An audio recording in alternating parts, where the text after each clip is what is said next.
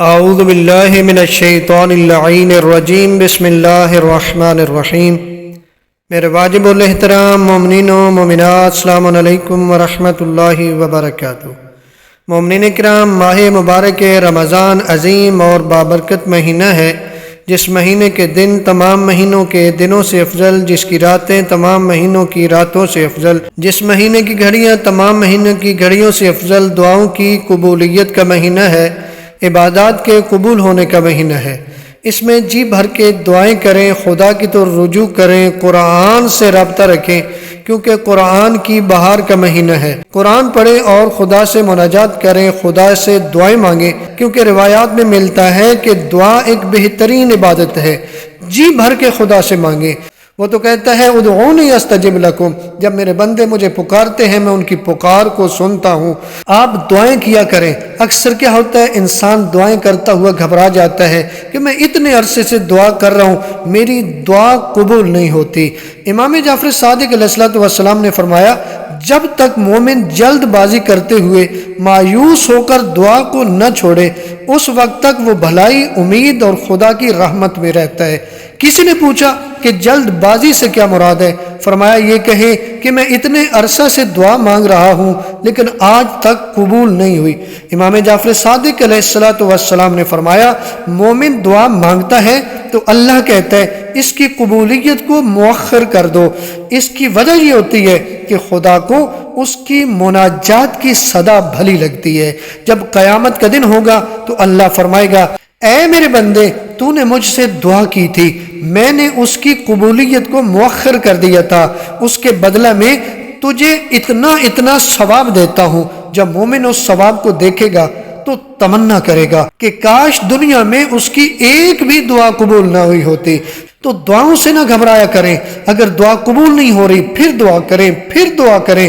امام جعفر صادق علیہ السلام نے ایک طریقہ بھی بتایا، فرماتے ہیں جس سے حاجت درپیش ہو اور دعا مانگے تو دعا کی ابتدا میں محمد و آل محمد پر درود پڑھے، اور دعا کے اختتام پر بھی محمد و آل محمد پر درود پڑھے، کیونکہ اللہ تعالیٰ نے درود کو تو ہر صورت میں قبول کرنا ہے، اور یہ اس کی شان کریمی کے خلاف ہے کہ دعا کے پہلے اور آخری حصہ کو قبول کرے اور درمیانی حصہ کو مسترد کر دے۔ اگر آپ چاہتے ہیں کہ آپ کو دنیا و آخرت کی بھلائیاں نصیب ہوں تو امام جعفر صادق علیہ السلام کا بتایا ہوا وظیفہ دینے جا رہا ہوں۔ امام علیہ السلام نے فرمایا کہ لفظ حمد سے شروع ہونے والی دو صورتوں، سورہ سبا اور سورہ فاطر کو جو شخص رات کو پڑھے تو پوری رات خدا کی حفظ و امان میں رہے گا، اور جو ان صورتوں کو دن میں پڑھے تو پورے دن میں اسے کوئی اذیت نہیں پہنچے گی، اور خدا اسے دنیا اور آخرت کی اتنی بھلائیاں عطا کرے گا جس کا اس نے کبھی تصور بھی نہیں کیا ہوگا۔ تو قرآن سے اپنا رابطہ مضبوط رکھیں۔ قرآن کی بہار کا مہینہ ہے۔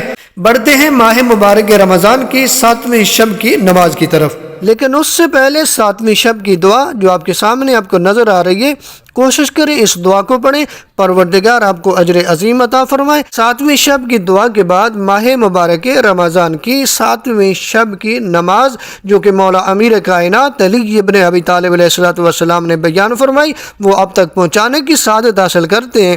مولا متقیان علی ابن ابی طالب علیہ السلام بیان فرماتے ہیں کہ ماہ مبارک رمضان کی 7ویں شب کی 4 رکعت نماز ہے، 2 رکعت کر کے پڑھیں گے، جس کی ہر رکعت میں سورہ حمد کے بعد 13 مرتبہ سورہ قدر پڑھیں گے۔ امیر کائنات علی ابن ابی طالب علیہ السلام فرماتے ہیں کہ جو شخص اس نماز کو پڑھے گا 7ویں شب کو 4 رکعت نماز 2 کر کے، جس کی ہر رکعت میں سورہ حمد کے بعد 13 مرتبہ سورہ قدر، جو شخص یہ نماز پڑھے گا، فرماتے ہیں اس شخص کے لیے بہشت عدن میں ایک سونے کا محل تعمیر ہوتا ہے، اور وہ اس ماہ رمضان سے آئندہ سال تک خدا کی امان میں رہے گا۔ اعظم صلی اللہ علیہ وآلہ وسلم بیان فرماتے ہیں کہ 7ویں دن اللہ تعالیٰ جنت نعیم میں تمہیں 40,000 شہید اور 40,000 صدیقین کا اجر و ثواب عطا فرمائے گا۔ کتنا بڑا مقام ہے اس شخص کا کہ جو ماہ مبارک رمضان سے استفادہ کرتا ہے۔ ماہ مبارک رمضان کے 7ویں دن کی دعا